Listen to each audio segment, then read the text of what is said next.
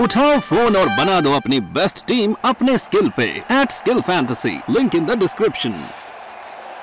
प्रशासन द्वारा जो दबाव की राजनीति होती रही है पीछे, कल भी मैंने अपने ट्विटर से ट्वीट किया कि रात में पूरे लौ लश्कर अपने प्रोटोकॉल के साथ केंद्रीय मंत्री जगह जगह प्रचार में जा रहे थे।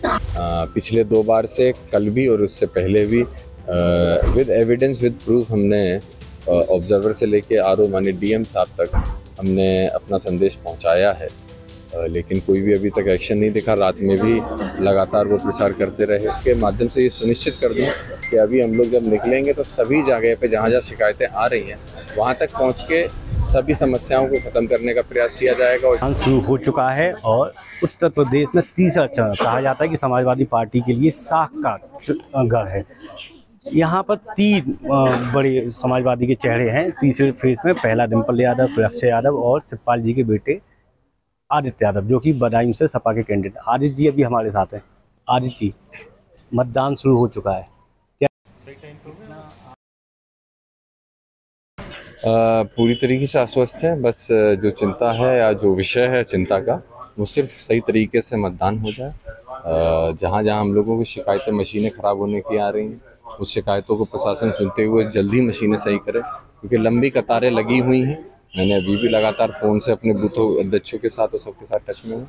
एक लंबी कतार इंतज़ार कर रही है वोट करने का, लेकिन मशीनें चेंज नहीं हो रही, समय काफ़ी लग रहा है। तो मेरा यही प्रयास रहेगा कि जल्द से जल्द सुचारू रूप से मतदान हो सके। दूसरी चीज़ की बदायूं में आप क्या मानते हैं कि आप बीजेपी से अपनी चुनावी टक्कर मानते हैं या बसपा से? देखिए, बदायूं के अंदर अगर टक्कर देखी जाए तो निश्चित ही भारतीय जनता पार्टी से इंडिया गठबंधन की सीधी टक्कर है और पूरे देश के अंदर। लेकिन ज़रूरी ये भी जानना है कि आज जिस तरीके से विकास से दूर बदायूं को रखा गया है, कोई काम इन 5 सालों में नहीं हुआ। तो चुनौती हमारे लिए यही है कि उस विकास को फिर से इस बदायूं के लिए लेके आ पाएँ जो कभी धर्मेंद्र यादव और समाजवादी पार्टी ने यहाँ पे किया। तो हमारा प्रयास यही है। चुनौती जैसा मैंने आपको बताया, प्रशासन द्वारा जो दबाव की राजनीति होती रही है पीछे, कल भी मैंने अपने ट्विटर से ट्वीट किया कि रात में पूरे लौ लश्कर अपने प्रोटोकॉल के साथ केंद्रीय मंत्री जगह जगह प्रचार में जा रहे थे, वोट की अपील और दबाव की राजनीति कर रहे थे। 10-10 बजे, 11-11 बजे भी ये सारे काम हो रहे थे। तो सवाल तो ये उठता है कि क्या प्रशासन निष्पक्ष जाँच कर रहा है या निष्पक्ष चुनाव कराने की मंशा रखता है कि नहीं। ये आपने बहुत बड़ी बात कही कि कल जबकि चुनाव प्रचार थम चुका है, आप जिस चीज़ को उठा रहे हैं वो बड़ा मुद्दा है कि केंद्रीय मंत्री या कोई भी व्यक्ति किसी भी पार्टी के प्रचार कर रहा है। तो आप लोगों ने 3 बार आयोग को कंप्लेंट करी, क्या आयोग की तरफ से आपको कोई राहत या आपकी कोई सुनवाई हुई थी? देखिए, पहली बार जब हम गए थे तब भी हमने कहा था, तब उस समय पे ऑब्जर्वर की तरफ से, चुनाव आयोग की तरफ से ये बात आई थी कि आप इसके ऊपर कोई एविडेंसेस हो तो उनको दें। पिछले 2 बार से कल भी और उससे पहले भी विद एविडेंस विद प्रूफ हमने ऑब्जर्वर से लेके आरओ माने डीएम साहब तक हमने अपना संदेश पहुंचाया है, लेकिन कोई भी अभी तक एक्शन नहीं दिखा। रात में भी लगातार वो प्रचार करते रहे। हम लोगों ने सोचा था कि वहाँ जाएं, लेकिन क्योंकि हम लोग ये नहीं चाहते कि किसी भी तरीके का माहौल यहाँ पे ख़राब हो, और प्रयास तो बहुत किया गया माहौल ख़राब करने का, लेकिन हम लोगों ने कहीं भी खराब नहीं होने दिया, इसीलिए हम लोग गए नहीं। लेकिन मैंने लगातार प्रयास प्रशासन से, ऑब्जर्वर से लेके डीएम साहब तक मैंने संदेश पहुंचाए, लेकिन उसके बावजूद कहीं पे भी कोई कार्रवाई नहीं हुई। अगर ऐसे में अगर आप बता रहे हैं कि चुनाव आयोग या प्रशासन ही निष्पक्ष नहीं है, तो फिर तो आपके लिए बहुत बड़ी मुश्किलें दिखेंगी फिर। जी बिल्कुल, चुनौती है, लेकिन इन चुनौतियों से लड़ा जाएगा। कोई पहला चुनाव नहीं है जहाँ पे प्रशासन के दबाव में चुनाव हो रहा हो। बहुत पहले चुनाव समाजवादी पार्टी ने लड़े हैं, अपनी लड़ाई लड़ेंगे और हक लेके रहेंगे। लोकतंत्र है, लोकतंत्र के अंदर अपनी बात उठाने का सबको अधिकार है।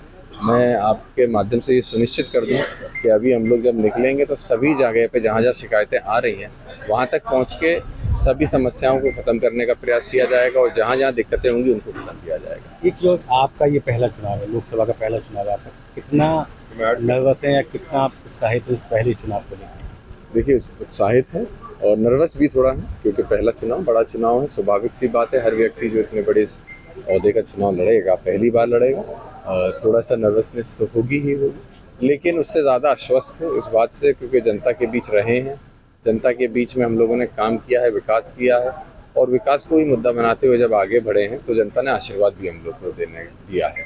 तो तो मुझे पूरी तरीके से विश्वास है कि बदायूं के अंदर बदलाव होगा, और वो बदलाव जो कभी इतिहास के तौर पर जाना जाता था, समाजवादियों का इतिहास रहा, वो इतिहास ज़रूर फिर से दोहराएगा। धूप तेज निकल रही है, आपके चेहरे पे भी धूप आ रही है। धूप, क्या आपको लगा है कि मौसम मतदान के प्रतिशत पर कुछ फर्क डालेगा, और अगर ऐसा हुआ तो फिर आप क्या देखते हैं, किसकी तरफ ऐसा इशारा होगा कि मतदाता किसका नहीं निकला? देखिए, पहले 2 चरणों में मतदान हुआ है, उसमें ट्रेंड ये देखा गया है कि कहीं ना कहीं विपक्ष के जो वोटर हैं वो बड़े तौर पर निकल कर आए हैं, उन्होंने वोट डाला है, लेकिन एक जोश जो है वो कहीं ना कहीं पक्ष जो सरकार है उसकी तरफ नहीं दिखाई दे रहा है। परसेंटेज में एक गर्मी की वजह से लगता है कि दोपहर के समय, दिन के समय पे कहीं ना कहीं कमी आएगी, लेकिन 6 बजे तक का चुनाव आयोग ने समय रखा है, तो निश्चित ही एक 3 बजे के बाद से परसेंटेज फिर से बढ़ने का उम्मीद है। और मेरा आपके माध्यम से सभी वोटरों से भी अनुरोध यही होगा कि अपने मताधिकार का प्रयोग करें। 5 साल में एक बहुत बड़ा ये चुनाव का प्रयोग आता है समय, इसमें अपने मताधिकार का पूरा इस्तेमाल करके देश को विकास के रास्ते पर ले जाया जाए। एक अंतिम चीज़ की, आपका अपना मत का प्रयोग आप शायद नहीं कर पाएंगे, कितना मना लो इसका? काफ़ी है। जब से अपने जीवन में मुझे याद है 18 साल के बाद से जब से मुझे अपने मताधिकार का इस्तेमाल करने का मौका मिला है, हमेशा किया है, कहीं भी रहे हों, कितनी भी ज़रूरी चीज़ हो, वोट डालने ज़रूर गए हैं। इस बार नहीं डाल पा रहे हैं, और ख़ास करके आदरणीय डिम्पल यादव जी के लिए, भाभी हैं हमारी, बड़े अंतर से जीतेंगी भी, लेकिन उस जीत में वहाँ पे उनके साथ पूरे चुनाव में भी नहीं रह पाए, और आज भी जहाँ वोट हो रहा है वहाँ पे उनके साथ हम लोग काम नहीं कर पाए। इस चीज़ की दुख तो है, लेकिन एक बड़ा जिम्मेदारी मिली है तो खुशी उसकी भी है। अभी नहीं तो मुझे विश्वास है कि जहाँ हम लोग संसद में होंगे तो वहाँ उनके नेतृत्व में काम करने का मौका हम लोग को मिलेगा। ये थे आदित्य यादव, जिन्होंने कहा कि खुद को वोट न डाल पाने का उनको मलाल जरूर रहेगा। निष्पक्ष चुनाव की मांग करें कि अगर चुनाव निष्पक्ष हुआ तो समाजवादी पार्टी बहुत अच्छे मतों से जीतेगी, लेकिन निष्पक्ष चुनाव के लिए कई बार इन्होंने आयोग का दरवाजा खटखटाया, लेकिन निष्पक्ष चुनाव की ही इनकी एक मांग है, और बाकी मतदाताओं से अपील करिए कि वो आएँ और वोट डालें। मैं अंकुर चतुर्वेदी, बदायूं, यूपी तक।